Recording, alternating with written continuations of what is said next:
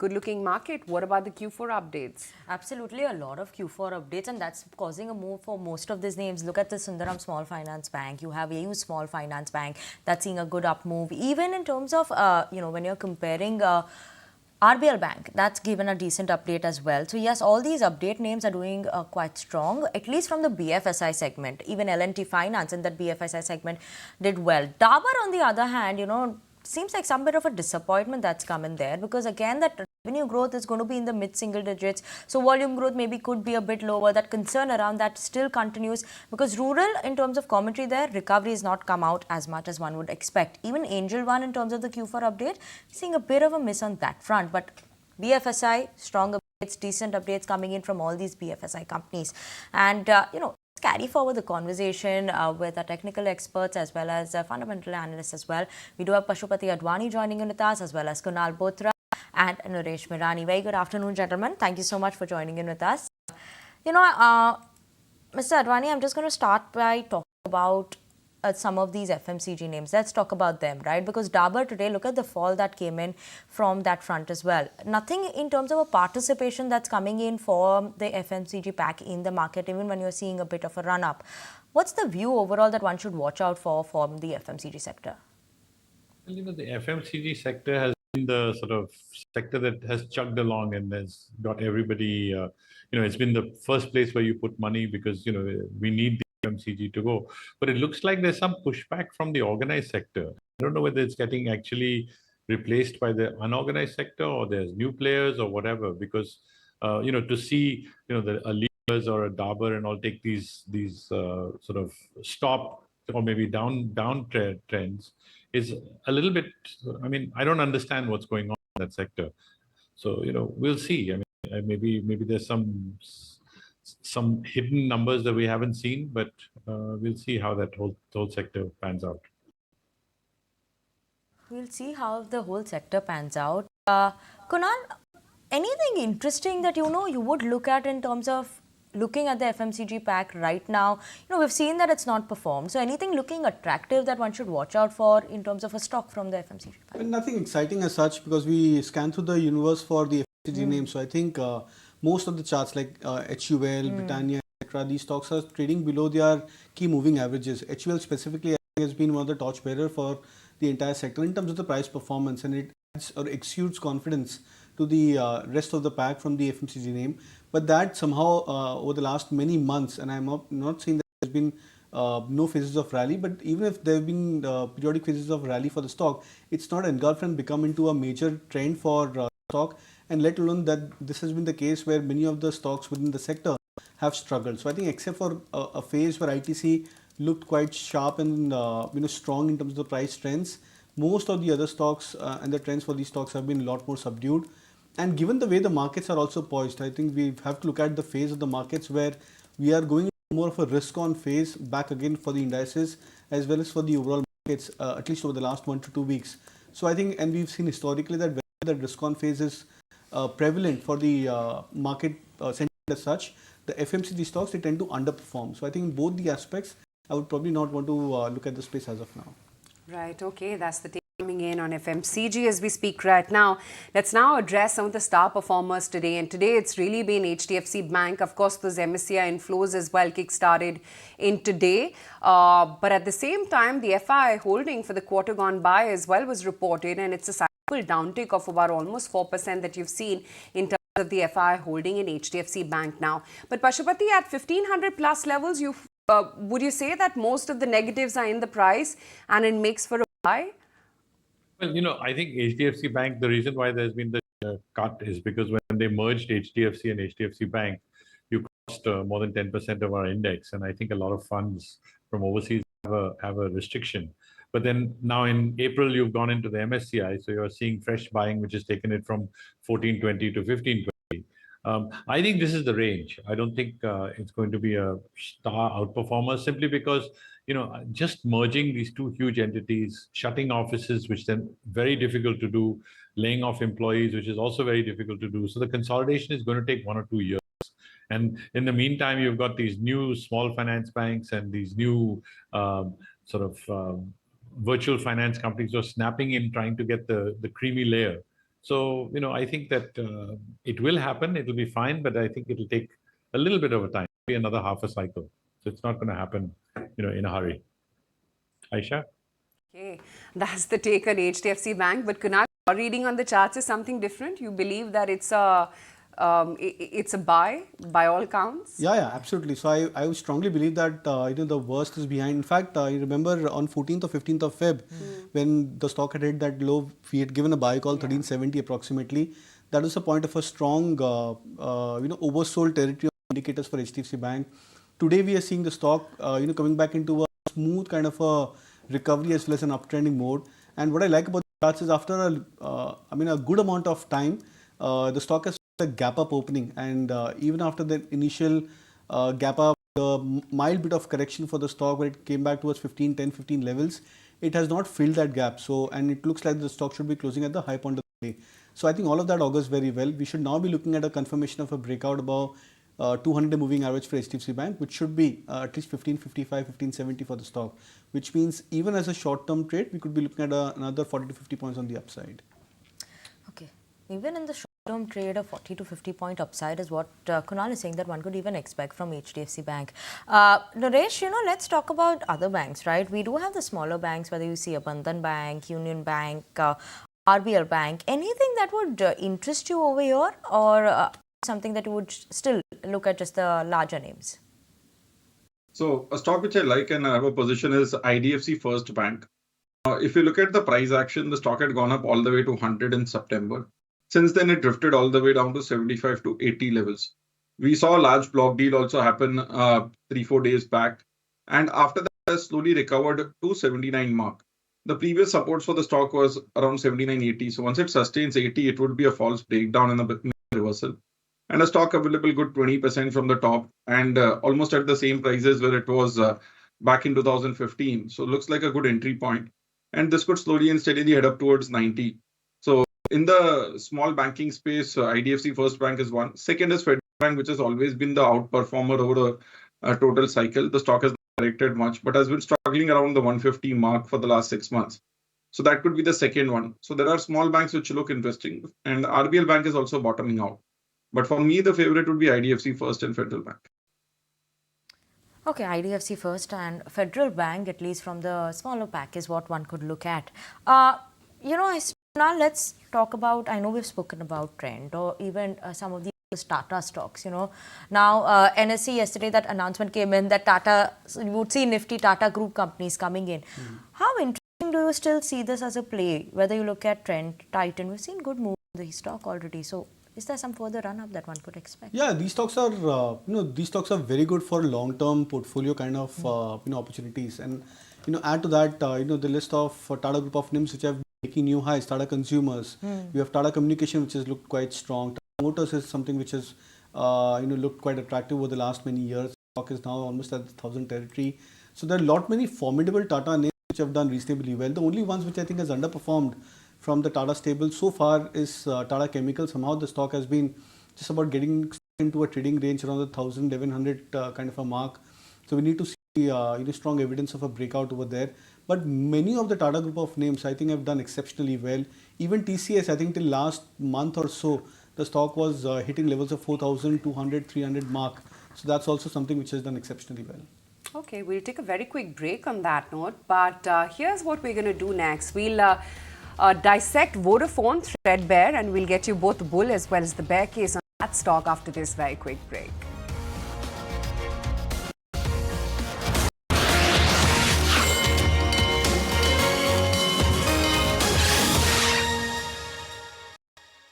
Pashupati, what are your thoughts on this entire EV revolution which is currently at play? Many stocks and exposed parties have already moved up, but would you still say that there is value and there is more sort of homework to do and one can find newer opportunities and ideas? Well, definitely. I think that one of the big challenges that we have even in the markets that the JBN gentleman talked about is the fact that then not enough charging stations around. And I think that it's like putting the cart before the horse. So nobody's going to buy an EV as its only car if you're dependent on charging stations which don't exist. You could buy it as a second car, in which case it's a whimsical purchase. And on the other hand, I also noticed that Maruti is giving cars on installment basis. So, they're doing financing themselves, basically leasing cars. So that petrol market is definitely going down, becoming cheaper. And the electric market, you've got the challenge that you don't have charging stations. So where we go, I don't know. But I actually rented an electric car in the US and suffered from severe charge anxiety, even though I was in California, where they have the most charging stations in the world. But more on that at another time. Aisha? Right, okay. EV surely is looking interesting, and Kunal, EV has been looking interesting for a while. Anything that one could look at current levels to buy on the technicals, on the charts? We know fundamentally, the story is moving towards EV, but where is it that one should look right now? Yeah, so Tata Motors is a better bet, I think, in terms of the EV as a segment as such. Electra Green Tech is something which we discussed earlier. That's a stock which has been looking attractive. I think now it's trading almost at 1800, 1900 mark. So I think there are many options as such, and many of these stocks have done reasonably well. Tata Motors is something which I've been very bullish on from a longer term play, and continue to have that stance for the stock over the medium term also. At 1000 plus levels, Tata Motors? Yeah. Okay, that's Tata Motors, and continues to be a bullish trend, feels Kunal. 0.5% higher on the index, sitting pretty much around the high point of the day. But what's really been the chatter has been Congress leader Rahul Gandhi, who filed his nomination from Wayanad constituency yesterday. And the details have come in from the affidavit declarations which reveal that Rahul Gandhi has assets worth over 20 crores. What are his investments like? Let me take it across to Sharad Dubey, my colleague, and decode Rahul Gandhi's portfolio. Well, it's a very interesting take. Politics, stock markets, and the stock holdings which is there, and everybody is interested in what are the stocks being held in Rahul Gandhi's portfolio. Of course, you're looking at his numbers. The stock portfolio is worth almost 4.3 crore rupees. The total exposure is roughly 25 listed companies. And of course, we will be getting you all the details of which are the major holdings as well. The mutual fund portfolio also, if you look at it, that is also coming at almost 4 odd crore rupees. Now, the total assets declared by him, that stands at almost 20.4 crore rupees. And the bank balance over there in cash hand, that's around 26 lakhs. Also, if you look at the total liabilities, that is coming in at almost 50 odd lakhs. Now, let's look at importantly, what are the top holdings of Rahul Gandhi? How does it pan out? And of course, there are a lot of blue chip names coming in. We're having Pidilite, we're having Bajaj Finance, as well as if you look at Nestle India, HUL, ICICI Bank, ITC, as well as Divis Lab. So largely we're focusing on the blue chips names, and also smaller names are also there, such as Suprajit Engineering as well. Now also, if you look at it, the overall battleground of the election markets, there has been two richest declarations so far from the two candidates. One is from Congress, Nakul Nath. He has a declared asset of 716 crore rupees. While from the south, from AIDMK, we are having DK Suresh, declared assets of almost 583 crore rupees. Surely interesting to know the breakup of at least what the political members actually investing, where they are investing, and big names coming in there. But, Naresh, interesting chart and interesting holding coming in from Rahul Gandhi's portfolio as well. Anything you still find interesting, or do you think it was a thumbs up that you would give his portfolio? Nothing really to look at it. Not a large portfolio or an investor. Yeah. Pidilite, Bajaj Finance, Kunal, compounders. Yeah, Pidilite, Bajaj Finance, ITC. I think so. I'm not sure the buy price and the holding with which is there. I think these are good quality names. Yeah, the names are very good quality names. Yeah, there you go. Divis, TCS, Unilever, Asian Paints, Nestle, ICICI Bank, large cap, steady portfolio. Absolutely, yes. Okay. Pashupati, would you have any comments on that? Had the comment that is probably smaller than Naresh's portfolio. Which is why he laughed it off. So, but yeah, it's not a portfolio that you can throw darts at. It's a good portfolio. It's actually a portfolio that FII would be proud to own. Quite an FII portfolio. Okay, in the meantime, let's just take stock of what else is happening in the market. Bandhan Bank, that spurted up quite nicely. About a 4.25% of an uptick is what you're seeing on that stock. Ipca Labs as well, which just shot up 4% or so. In fact, Pashupati, quite interesting moves from some of the pharma names of late. I mean, Divi's, Ipca Labs, etc. Sporadically, you do see meaningful names coming in here. Do you think that, past performance that one has seen when the US FDA clampdown sort of happened, there was that pricing pressure as well, that's kind of now lifting up? And would you have any pharma names to recommend? I've actually been very comfortable with the pharma sector, but watched it come down to lows, and now it's come, off that, and they're back in fashion again. I actually think, with pressure in US to lower drug prices, it's going to be the day of the generics again, and I think India will be back in that space, and we're seeing it already. I mean, things like Dr. Reddy were 4,000 a year ago; they're now 6,000. So year and a half ago, they were there during COVID. So I think that sector is definitely a sector that we should be proud of as a nation, and it's also giving us exports. So why not invest in it as a safety? Absolutely. Pashupati, also, let's talk about IT names, right? Yesterday, we had a brokerage note from CLSA, which gave IT a thumbs up. We today have a note from JP Morgan talking about some of the upgrades they made, like something for a persistent system, KPIT, even LTTS is something they're looking at, an emphasis. Is that something that, you would look at, given that we've already seen a correction in IT? Next couple of quarters, we're expecting it to see better performance overall in terms of earnings as well, recovery in there. Is that something you would look at? So I'm actually not as wild about the IT names. However, I think with the dollar getting stronger against the rupee, they are going to make money without doing anything. But I actually see a big move with ChatGPT, AI, stuff like that, which is actually going to hurt our IT names unless they're able to move fast. Some of them are making noises, but whether it's actually a movement or not, I don't know. But I think that the world is looking at IT and trying to cut the number of bodies and maybe increase the amount of firepower. So the game is going to be servers, the game is going to be, computing power, things like that, rather than the people, which is what we're offering. So let's see what happens. But it's a cycle. It'll take 3 to 4 years for it to pan out. Sure. Okay. In the meantime, the news flow, of course, has been quite positive. In fact, on Coforge as well, JP Morgan just this morning issued a note wherein they maintain an overweight target price of 7,000 rupees per share. They're saying that, they're one of those class-leading cross-cycle growth companies. They're focused on execution, helps outperform down cycles, and they do have outstanding client mining record as well, which they feel is going to continue for them. Avenue Supermarts, that's the one that I want to bring up for you on your screens. Couple of brokerages have reacted to their Q4 updates as well, wherein Macquarie is maintaining and outperform a target price of about 4,500 rupees, saying that inline sales growth is what they've reported, and the store addition is what has really impressed the street. Pashupati, I want you to come in here because Avenue Supermarts is one of those stocks which hasn't quite participated in the market at all in the last year and a half or so.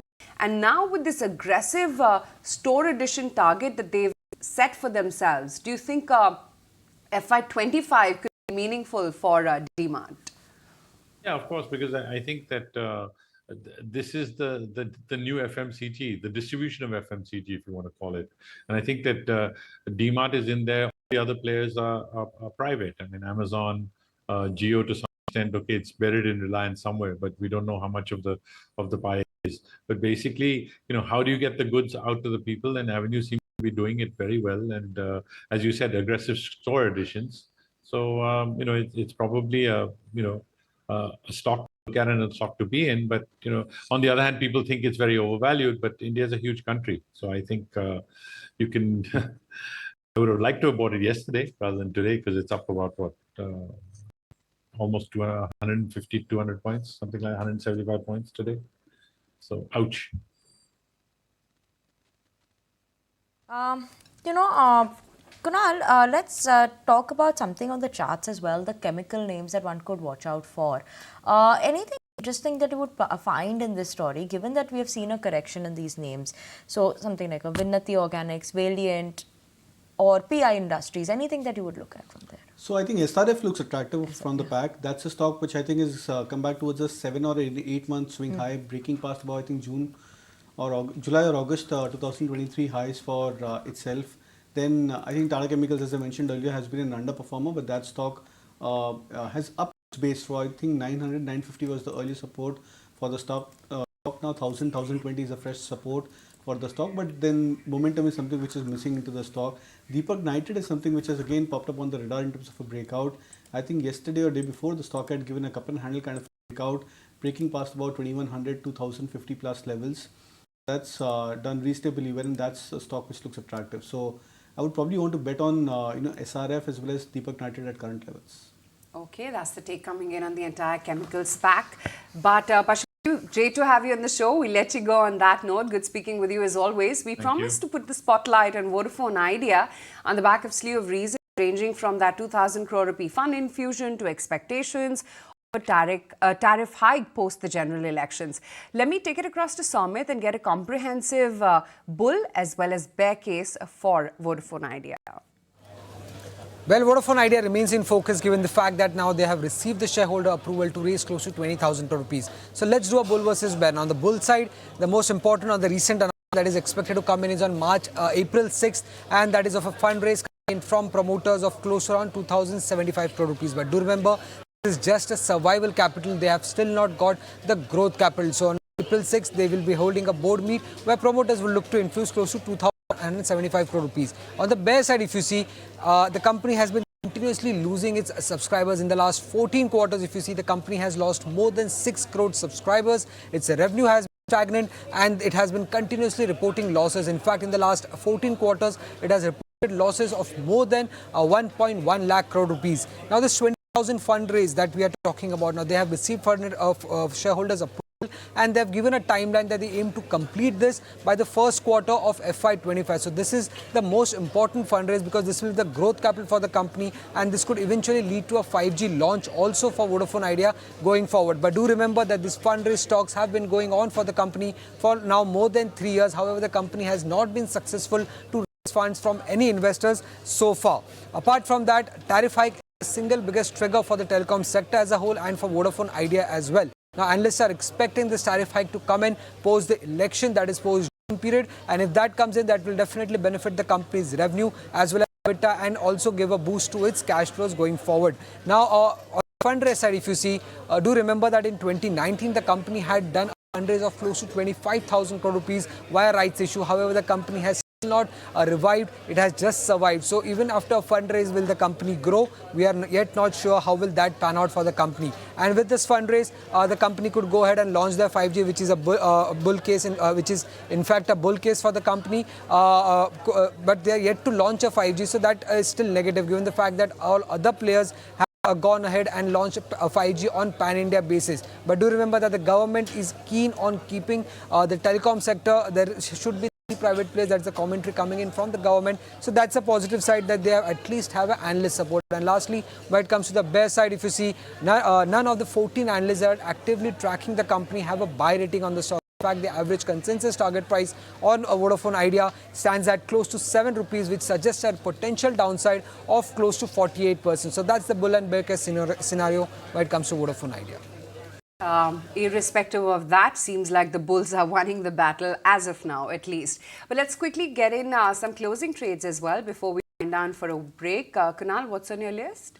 So in terms of closing, CESC is something which is looking attractive. That's a stock which has gained strong momentum from that 109, 110 levels to now 130 plus where it's trading right now. So that's a stock which I look to buy. Okay, Naresh, what about your closing idea? So that would be a buy on UPL Limited. The stock has made a double bottom around that 450 mark last time in February, also bounced back from that. And 500 is the resistance in between. So expecting at least a minimum move towards 500 and then look at it. Overall, looks like a good risk reward trade here with a stop loss below 478. On that note, we're going to take a very quick break. We've come off from the highs of the day, but we're still in the green. Let's see how the last lap of today's trade actually pans out.